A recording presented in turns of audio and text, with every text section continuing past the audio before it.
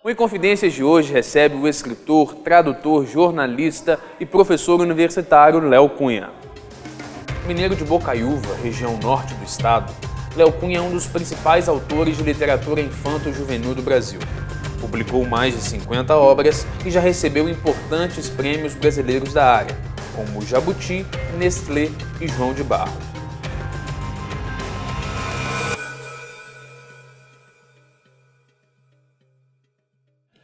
Léo Cunha, muito obrigado por ter aceito o nosso convite e por nos receber no Inconfidências para a gente poder bater um papo. Eu que agradeço o convite e mando um abraço aí para seus espectadores. Aliás, uma alegria para mim mais especial, porque além de conversar com você, por tudo que você representa para a literatura infanto-juvenil no Brasil, eu tive o privilégio de ser seu aluno. Duas vezes. Duas vezes. E seu estagiário. Então, é uma alegria realmente muito especial. Para mim também. Léo, a gente está hoje na Biblioteca Pública Infantil Juvenil de BH. E eu quero começar exatamente por isso. Porque esse lugar diz muito para você. Bastante, né? Eu tenho uma história não só com a Biblioteca Infantil de Belo Horizonte, mas também com o prédio da Fafiche, né? Porque durante décadas esse prédio abrigou a Fafiche, né? E eu morava em frente aqui, do outro lado da rua, e minha mãe era professora da Fafiche. Então eu vinha muito aqui no prédio, eu tenho uma relação de afeto com esse prédio, assim, era uma coisa grandiosa para mim quando eu era pequeno, né? Eu gostava muito aqui do prédio. Cheguei a estudar aqui um semestre só, mas sempre gostei muito do prédio. E depois, quando virou a biblioteca infantil, isso aí já décadas depois, né, já no início da década de 90, a minha mãe foi a criadora do projeto, foi a primeira diretora da Biblioteca Pública Infantil de Belo Horizonte. Então, para mim, é um lugar que né, eu tenho todo o prazer de voltar e visitar. Eu trago meu filho aqui de vez em quando, trazia muito minha filha quando ela era pequena, mas gosto muito daqui. A sua vida toda foi misturada ao ambiente de educação, principalmente por conta da sua mãe, Maria Antonieta Cunha, que é uma das maiores especialistas em leitura do Brasil. E aí você depois foi se tornar professor e foi trabalhar escrevendo histórias para crianças, para adolescentes. Você está mergulhado nesse espaço da educação. E aí, trazendo para uma discussão contemporânea, o Brasil tem conseguido ou conseguirá ser a pátria educadora, para usar uma expressão que a gente tem ouvido muito nesses dias? Olha, a curto prazo é difícil, né? Acho que cada um tem que fazer o seu papel. Eu acho que eu, como escritor, como professor, faço lá o meu papel de formiguinha, de estimular a leitura, valorizar a literatura, né, a fantasia, a imaginação, a curiosidade. Mas assim, não é uma coisa que passa, né, só por iniciativas pessoais, né? Eu acho que tem que assim, os professores têm o seu papel, os políticos têm seu papel, os pais têm seu papel, as empresas, editoras têm seu papel.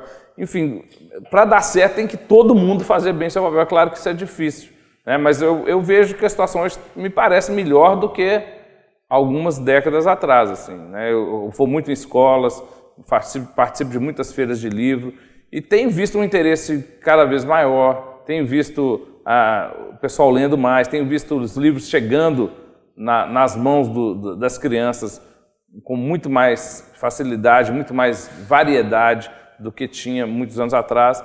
Então, nesse sentido, eu acho que estamos no caminho certo, mas é lógico que é um caminho muito longo para a gente chegar no nível de uma França, ou mesmo de uma Argentina. Eu levanto essa questão porque li há pouco uma informação da FEComércio do Rio dizendo que em 2014, 7 em cada 10 brasileiros sequer leram um livro. É uma estatística estarrecedora, mas há um caminho que está sendo construído. É claro que o meu público, que é principalmente crianças e adolescentes, se a gente fizesse essa mesma pesquisa com eles, o número ia ser bem diferente, né? Porque até por causa da escola e tal, as crianças leem muito mais, os adolescentes leem muito mais. Mas o problema é esse, né? Chega um momento em que param de ler, né? Ou passam a ler muito menos. E eu acho que isso tem a ver com o tipo de livro que é feito, com a abordagem que as escolas dão para os livros, tratar muito o livro como obrigação, não explorar o que há de fascinante na literatura, né, o que há de estimulante, de maravilhoso na literatura, e ficar muito ligando a literatura à coisa da pedagogia mesmo, né, ou do ensino, de usar o livro como objeto didático ou paradidático. Isso aí tem anos que a gente fala isso, né? Mas eu acho que tem melhorado. Se você pega o conjunto da produção literária, de literatura infantil brasileira hoje e juvenil, com o que tinha 30 anos atrás, eu acho que os livros hoje, no geral, são bem mais ricos, e eu acho que as escolas estão sabendo trabalhar de uma maneira mais rica também, menos ligada à questão da cobrança de prova, de conteudista, muito mais usando a literatura como um ponto de partida para a criação, para a imaginação, para a fruição. Então o caminho eu acho que está certo. Bom, talvez muitos não saibam, mas você é um frasista e um palavrista de mão cheia. Você gosta muito de brincar com palavras, com as frases, enfim. Isso é possível perceber em alguns dos seus livros. E eu vou citar alguns nomes aqui. Língua de Sobra, Conversas para Boy Dormir, Abecenário, que são algumas das suas brincadeiras com as palavras. E para mim um dos melhores é Contos Degringolados. De onde que vem essa informação toda, essa liberdade toda para tratar com as palavras? Eu acho que a literatura está no campo da arte e está no campo, então, da criação, da falta de limite, né? Assim, de poder extrapolar, buscar sempre coisas inesperadas. E eu gosto muito do jogo de palavra, gosto muito do trocadilho, né? Então, às vezes, nos títulos eu já começo... Né? Por exemplo, o Profissonhos, né? Que é um livro de poesia meu. É essa coisa da palavra que mistura duas, né? O cantigamente, que é a mesma coisa. Ou, às vezes, essa coisa do trocadilho, Conversa para Boy Dormir.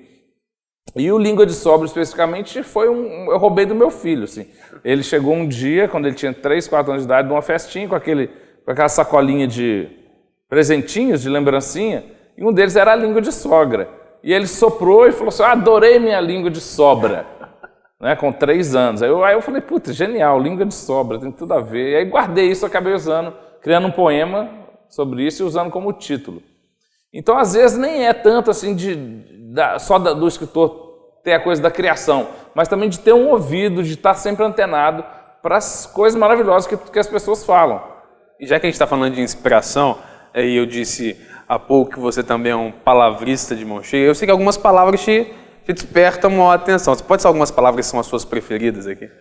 Olha, no meu livro Pela Estrada Fora, que é meu primeiro livro, a primeira frase do livro, que aliás é meu livro que ganhou Prêmio Jabuti de autorrevelação, ganhou vários prêmios importantes.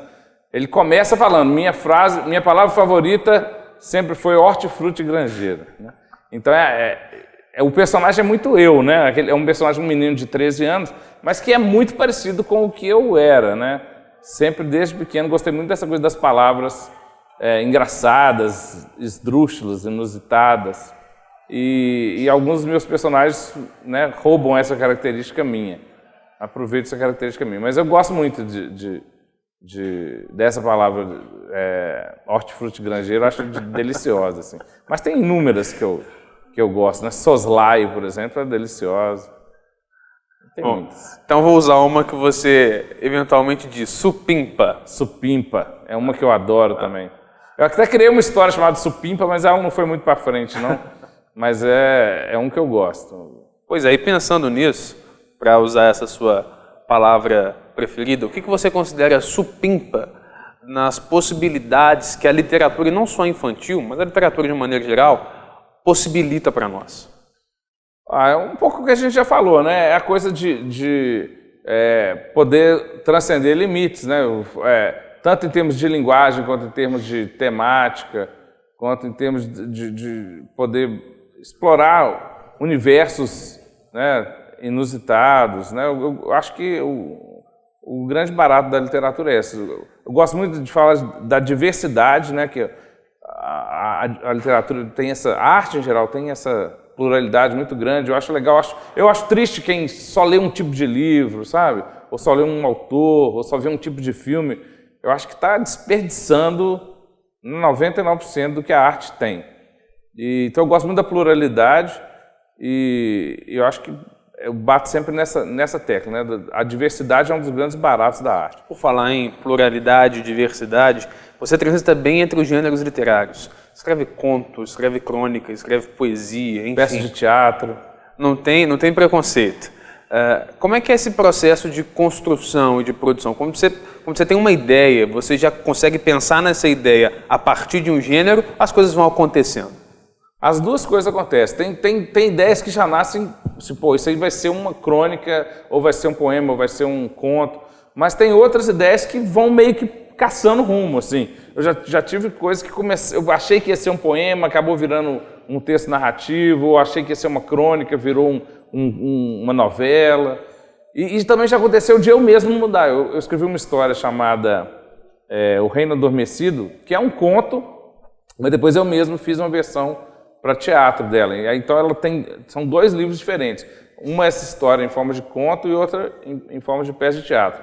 E agora eu acabei de fazer, em parceria com o Telmo Lins, que é um músico e ator aqui de Belo Horizonte, muito amigo meu, a gente fez criamos um espetáculo musical para crianças, uma peça teatral, em que eu aproveito várias passagens ou vários motes de vários livros meus e poemas, personagens, coisas que estão espalhadas em vários livros e reuni, eu junto com o Telmo criamos uma história que ficou muito legal e vai ser um espetáculo musical, vai estrear ainda esse ano em Belo Horizonte. Então eu gosto mesmo eu não acho que uma ideia necessariamente tem que ficar só naquele gênero, não. Eu gosto de eu transitar e gosto de que as minhas ideias, histórias e personagens transitem também. Curto muito isso. Bom, quando a gente fala de literatura infanto-juvenil, é muito comum uma parceria entre o escritor e um cartunista, um ilustrador, que vai dar vida imagética ao texto. Já aconteceu de algum dos seus ilustradores fazer uma leitura das suas histórias que você não havia feito? Eu acho que todos os livros acontecem isso, né? Porque eu acho assim, se um ilustrador faz a imagem exatamente como eu tinha pensado, eu acho que ele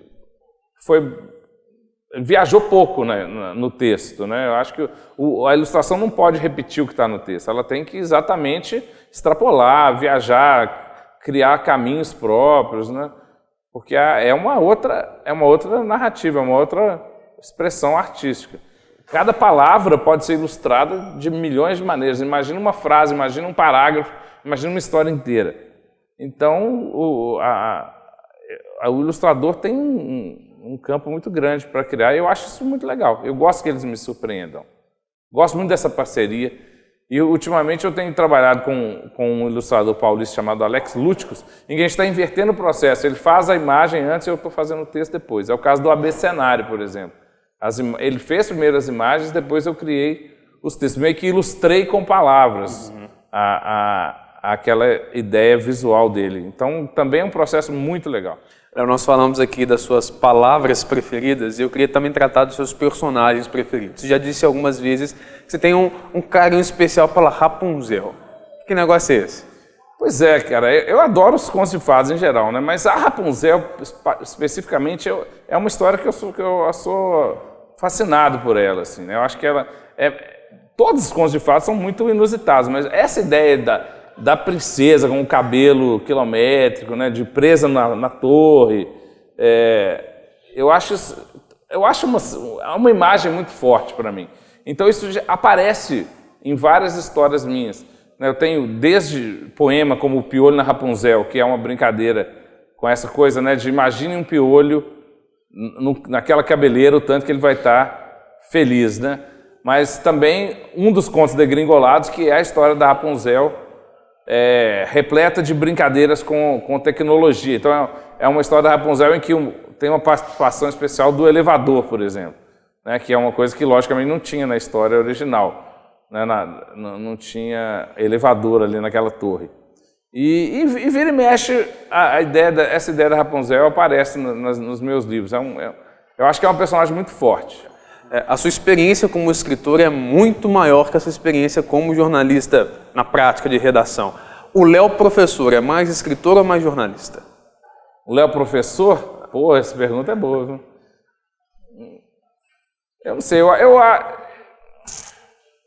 talvez dependa da disciplina, assim, né? Eu acho que o Léo professor de algumas disciplinas, por exemplo, a disciplina de jornalismo cultural, eu acho que eu consigo chegar num equilíbrio, assim, né? Eu trabalho a coisa da preocupação com estilo, com linguagem, que é bem do escritor, mas também acho que tento pelo menos trabalhar com a coisa, né, do olhar da pauta, a coisa de buscar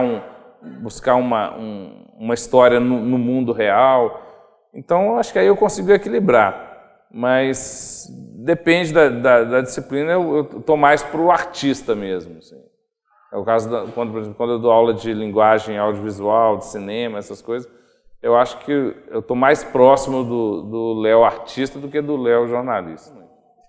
Em última instância, qual é o seu objetivo quando escreve? Ou seja, qual a mensagem que você quer transmitir quando escreve alguma coisa? Ah, legal. Eu acho mais objetivo do que a mensagem, porque eu não acredito muito nessa coisa da literatura com mensagem, não. Literatura, para mim, não deve estar preocupada em ensinar, em passar lição de moral, em passar lição de comportamento, de nada dessas coisas.